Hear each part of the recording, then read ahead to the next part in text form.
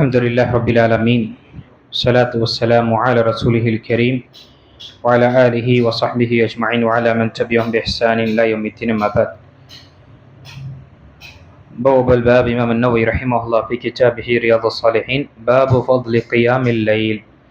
قال الله تعالى: ومن الليل فتهجد به نافلة لك عسى أن يبعثك ربك مقاما محمودا.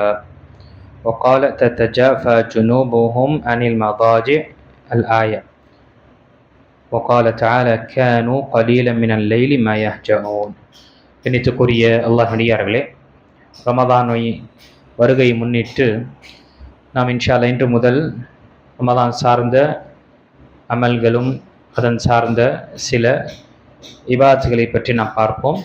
இது இன்ஷா அல்லாஹ் நம்முடைய ரமதான் உடைய தராவிற்கு முன்னால் வரை இந்த பாடங்களுடைய தொடர்ச்சி இருக்கும். இன்ஷா அல்லாஹ் அதற்கு பிறகு ரமதானுடைய மாதங்களில் பிரத்யேகமான ஒரு புத்தகத்திலிருந்து சில பாடங்களை பார்க்கலாம். இப்போ ரியாது சாலிஹீனிலே இமாம் நவவி ரஹிமஹுல்லாஹ் நமக்கு ரமதான் மற்றும் இரவு தொழுகையுடைய சிறப்புகளை பற்றி தெரியப்படுத்துகிறாங்க. இன்ஷா அல்லாஹ் ரமதானுக்கு பிறகு திரும்பவும் நாம் எங்கிருந்து நாம் நிப்பாட்டினோமோ அங்கிருந்து திரும்பவும் நம்முடைய பாடங்கள் நாம் இப்பொழுது பார்க்கக்கூடியது 212ஆம் பாடம், இரவில் நின்று வணங்குதலின் சிறப்பு. இப்போ ரமதானுடைய நாட்களில் ஒரு பிரத்யேகமான ஒரு சிறப்புக்குரிய ஒரு இபாதத்தில் ஒன்றுதான் இரவு தொழுகை என்பது. இந்த இரவு தொழுகை என்பது வெறும் ரமதானுக்கு மட்டும் கிடையாது, எல்லா இரவுகளிலும் நின்று தொழக்கூடிய ஒரு தஹஜ்ஜுத் இதற்கு சொல்லப்படும், அல்லது கியாமுல் லைல் என்று சொல்லப்படும். அதேதான் ரமதானுடைய மாதத்தில் தராவிஹ் என்று நாம் கூறுகின்றோம். தராவிஹ் என்று சொன்னால் இதற்கு என்ன அர்த்தம்? ரவ்வஹ யுரவ்விஹு என்பது கொஞ்சம் ரெஸ்ட், கொஞ்சம் ஓய்வு எடுப்பதற்காக சொல்லப்படுது. என்ன அர்த்தம்? 2 ரக்காத்துக்கு பிறகு நாம் எடுக்கக்கூடிய ஒரு நிமிடம் அந்த ஓய்வை தான் அங்கு என்ன செய்யப்படுகின்றது? தராவிஹ் தொழுகை என்று சொல்லப்படுகின்றது, 2 ரக்காத்துகளாக. அதே தொழுகையை கியாமுல் லைல் இரவு நின்று தொழக்கூடிய தொழுகையும் சொல்லப்படுகின்றது. அதே போல தஹஜ்ஜுத் என்று சொல்லக்கூடிய அதுவும் அதே பெயர் தான் இருக்கு, அது தனித்தனி பெயர்கள் சொல்லப்பட்டது. அப்போ இதில் இரவு தொழுகை பேணக்கூடியவர்களுக்கு அல்லாஹு தஆலா சிலாஹித்து புகழ்ந்து தன்னுடைய வசனங்களில் தன்னுடைய திருமறையில் பதிவு செய்திருக்கின்றார். முஃமின்களுடைய நிலையை பற்றி அல்லாஹ் சொல்லும் பொழுது அல்லாஹ் கூறுகிறான்: இரவில் தஹஜ்ஜுத் தொழுகையை தொழுவீராக, உமக்கு நஃபீலாக உள்ளது, அதிகப்படியாக உள்ளது. உமது இறைவன் உம்மை மகாமம் மஹ்மூதா என்னும் புகழுக்கூடிய இடத்தில் எழுப்புவான். இந்த வசனம் இது நபி ஸல்லல்லாஹு அலைஹி வஸல்லமுக்கு தஹஜ்ஜுத் தொழுவது என்பது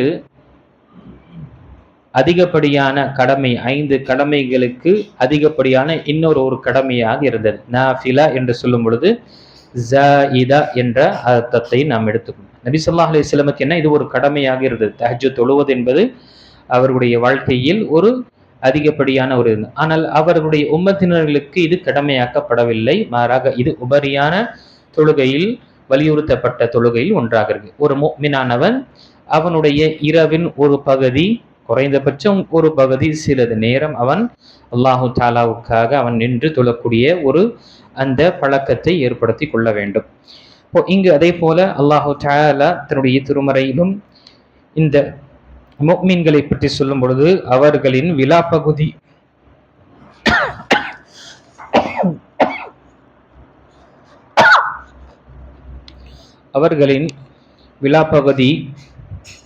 படுக்கைகளை விட்டு ஒதுங்கி நிற்கும்.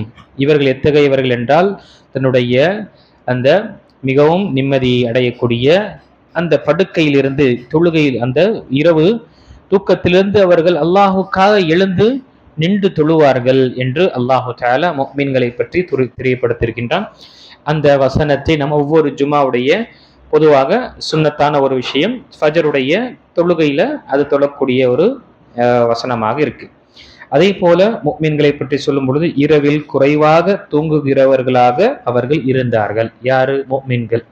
அப்போ நம்முடைய வாழ்க்கையில் இந்த இரவு தொழுகையில ஒரு அம்சத்தை நாம் ஏற்படுத்தி கொள்ள வேண்டும். அதை வரக்கூடிய ஹதீஸில் பார்க்கும் பொழுது அம்மை ஆயிஷா ரலியல்லாஹு அவர்கள் அறிவிக்கக்கூடிய ஹதீஸ், புகாரி முஸ்லிம் வரக்கூடிய ஹதீஸில் நபிகள் நாயகம் ஸல்லல்லாஹு அலைஹி வஸல்லம் தங்களின் பாதங்கள் வீங்கும் அளவுக்கு இரவில் நின்று வணங்கி கொண்டிருந்தார்கள்.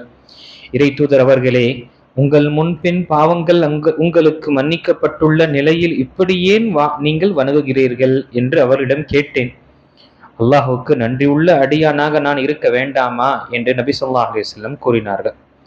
அல்லாஹ் அக்பர். யோசிச்சு பாருங்க, அல்லாஹு தஆலா அவ்வளவு சிறப்பான ஒரு விஷயத்தை அல்லாஹு தஆலா நபி ஸல்லல்லாஹு அலைஹி வஸல்லமுக்கு கொடுத்தான்.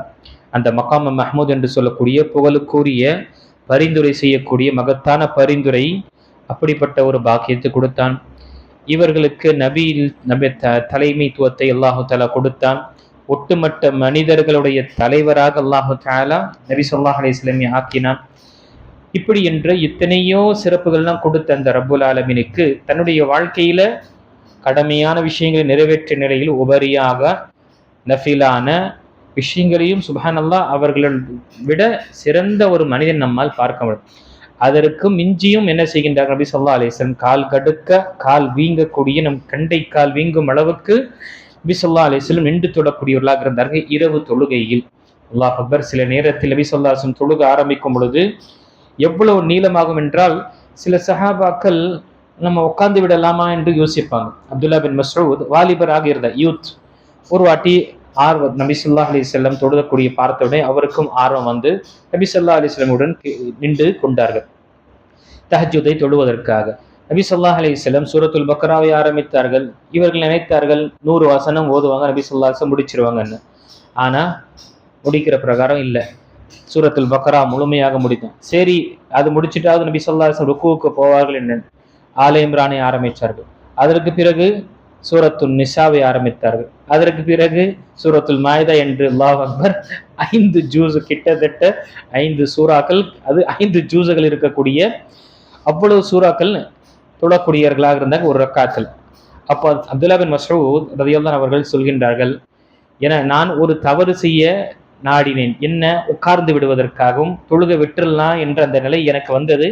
ஆனாலும் நான் என்ன செய்தேன், கட்டுப்படுத்தி கொண்டேன். அவ்வளவு நீண்ட தொழுகை நபி ஸல்லல்லாஹு அலைஹி வஸல்லம் சொல்லக்கூடியவர்களா இருந்தாங்க. ஏன் காரணம்? அல்லாஹுக்கு நன்றியுள்ள ஒரு அடியானாக வாழ வேண்டும் என்பதற்காக தான். முன்பின் பாவங்கள் மன்னிக்கப்பட்ட நிலையில் அல்லாஹ்வுடைய தூதர் ஸல்லல்லாஹு அலைஹி வஸல்லம் இருந்தார்கள். இந்த சிறப்பு நபி ஸல்லல்லாஹு அலைஹி வஸல்லமுக்கு மட்டும்தான், வேறு யாருக்கும் கிடையாது. என்ன சிறப்பு? முன்பின் பாவங்கள் மன்னிக்கப்பட்ட இந்த சிறப்பு அல்லாஹ்வுடைய தூதர் ஸல்லல்லாஹு அலைஹி வஸல்லமுக்கு மட்டும்தான். மக்களுக்கு முன் பாவங்கள், சிறிய பாவங்கள் மன்னிக்கப்படும் என்ற ஹதீஸ்கள் நமக்கு இருக்கு. ஆனால் முன்பின் பாவங்கள் அனைத்துமே மன்னிக்கப்பட்ட நிலையில் ஒரே ஒரு மனிதன் தான் அந்த நபி ஸல்லல்லாஹு அலைஹி வஸல்லம் மாமனிதனாகி வாழ்ந்த நபி ஸல்லல்லாஹு. அவர்களுடைய வாழ்க்கை பாருங்க, எல்லா அமல்களிலும் சிறந்த ஒரு நிலை இருந்தும், ஒரு முன்மாதிரியாக இருந்தும், அவர்களுடைய வாழ்க்கையில் அவர்கள் கால் கடுக்க நின்று இரவில் தொழுகின்றார்கள். அல்லாஹ் அக்பர்.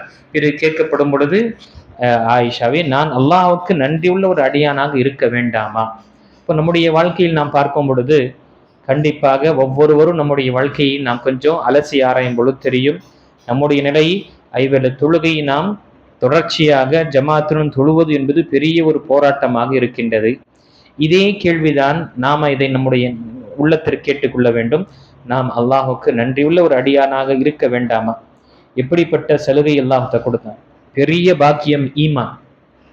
ஈமானுடைய பாக்கியத்திற்கு பிறகுதான் நம்முடைய உயிர் இருந்து ஈமான் இல்லை என்றால் அந்த உடல் நரகத்திற்கு தான், நரகத்துடைய விறகு தான் ஆகும்.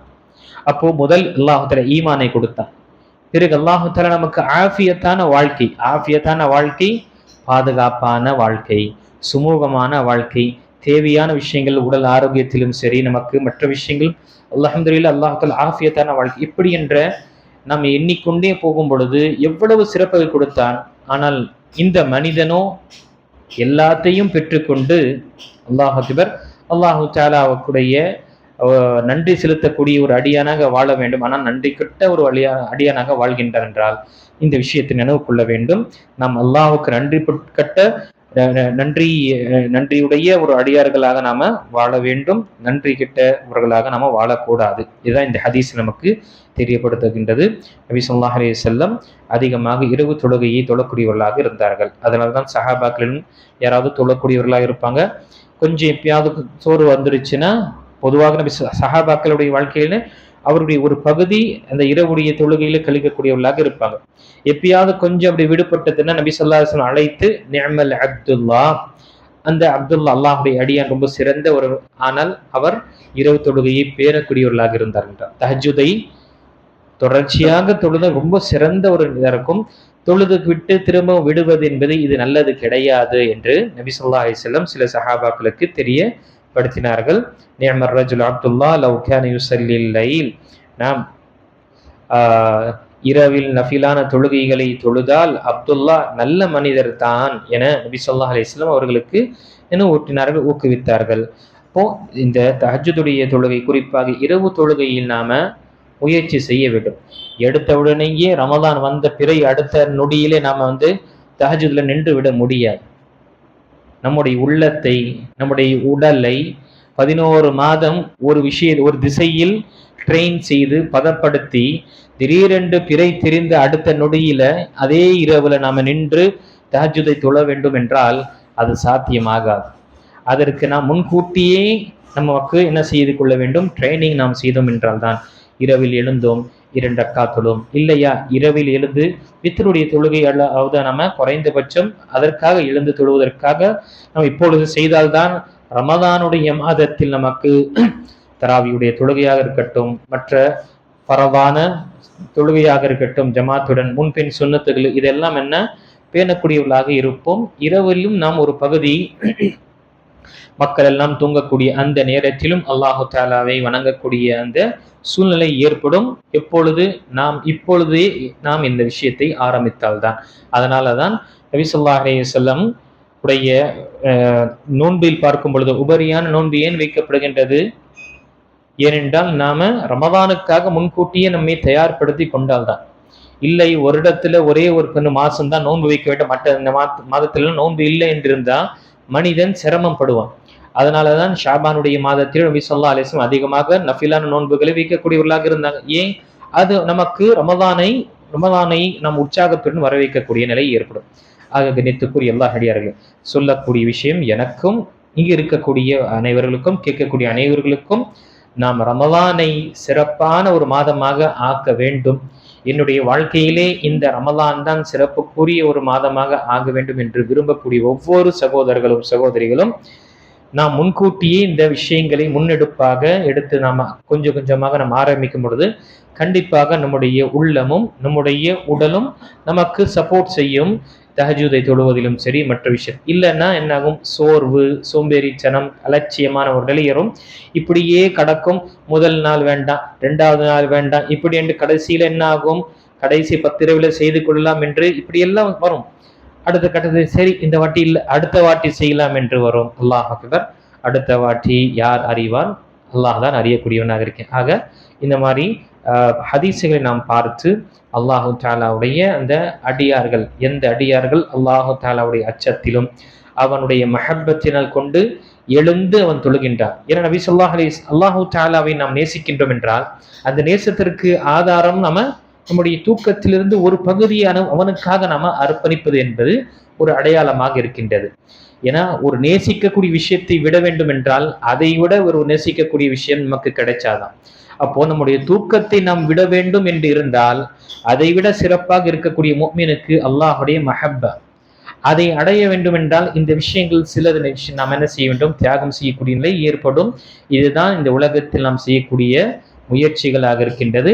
கடமையான விஷயங்களை நாம் நிறைவேற்றக்கூடிய விஷயத்திலும் நம்முடைய முயற்சியில் கொண்டு வர வேண்டும். முன்பின் சுன்னத்துகளும் நாம் கொண்டு வர வேண்டும். அப்படி என்று முடிந்த அளவுக்கு நாம் நன்மையான விஷயங்களில் நம்மை இப்பொழுதே ஈடுபடுத்தி கொண்டோம் என்றால் ரமதானில் மிக சிறப்பான ஒரு காலமாக நமக்கு அமையும். அல்லாஹ் எனக்கும் கேட்கக்கூடிய அனைவர்களுக்கும் ரமதானை நாம் சிறப்பான ஒரு மாதமாக நம்முடைய வாழ்க்கையில் அதை ஆக்கி அதில் இருக்கக்கூடிய சிறப்புகளை பெற்று அல்லாஹுடைய பொருத்தத்தை பெற்றவர்களாக அல்லாஹ் நம்மை வாழச் செய்வானாக.